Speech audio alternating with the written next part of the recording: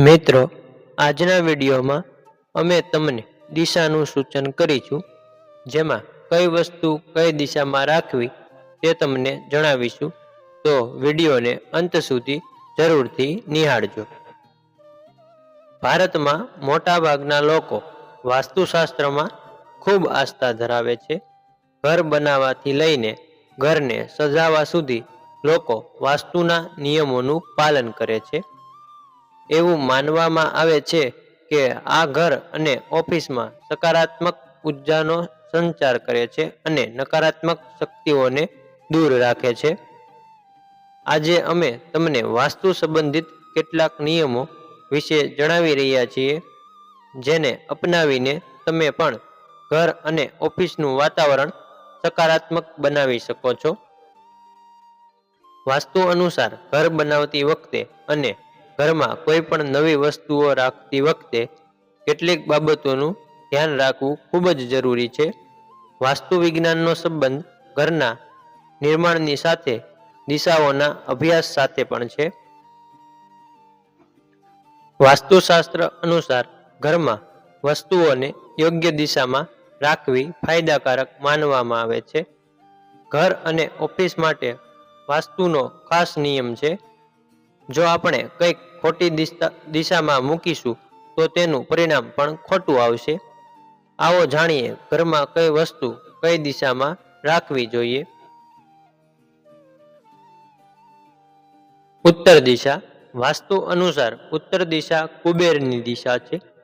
આ દિશામાં તિજોરી રાખવી યોગ્ય નથી માનવામાં આવતી, પરંતુ તમે આ દિશામાં પૈસાનું બંડલ તમારી દુકાન અથવા કોઈ પણ વ્યવસાયના સ્થળે રાખી શકો છો. તિજોરી હંમેશા દક્ષિણ દિશામાં હોવી જોઈએ. ઉત્તર દિશાને ક્યારેય ખાલી ન રાખવી જોઈએ, જેથી તમે આ દિશામાં નાનો ફુવારો મૂકી શકો છો. પૂર્વ દિશા. ઘરની પૂર્વ દિશામાં કોઈ પણ વસ્તુ રાખવાનું ટાળો. વાસ્તુ અનુસાર આ દિશાના સ્વામી સૂર્યદેવ અને ઇન્દ્રદેવ છે. દિવસમાં એકવાર આ દિશામાં દીવો પ્રગટાવો. આ જગ્યા સાફ કરો. આ દિશામાં ભગવાન ગણેશ અને દેવી લક્ષ્મીની મૂર્તિ રાખો. દક્ષિણ દિશા. વાસ્તુ અનુસાર ઘરની દક્ષિણ દિશામાં ભારે વસ્તુઓ હોવી જોઈએ. પૈસાનો સંગ્રહ થવો જોઈએ, કારણ કે પૈસા જમા કરવા માટે આ શ્રેષ્ઠ સ્થાન છે. આ દિશામાં શૌચાલય ન હોવું જોઈએ. આ યમના અધિપતિની દિશા છે, મંગળની દિશા છે, ધનની દિશા છે. આ દિશા પૃથ્વી તત્વની માલિકીની છે. પશ્ચિમ દિશા. આ દિશાના દેવતા વરુણ છે. તેનો શાસક ગ્રહ શનિ છે.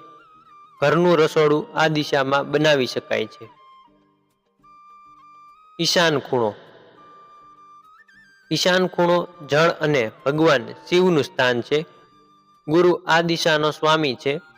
પૂજાઘર, બોરિંગ, પાણીની ટાંકી પણ ઈશાન એંગલમાં બનાવી શકાય છે.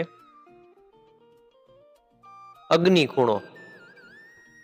દક્ષિણ પૂર્વ કોણ અગ્નિ અને મંગળનું સ્થાન છે. આ દિશાનો સ્વામી શુક્ર છે.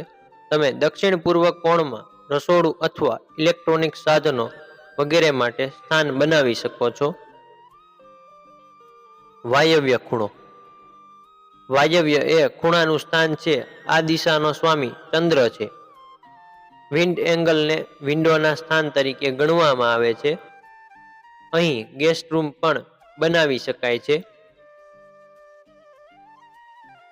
નૈઋત્ય ખૂણો.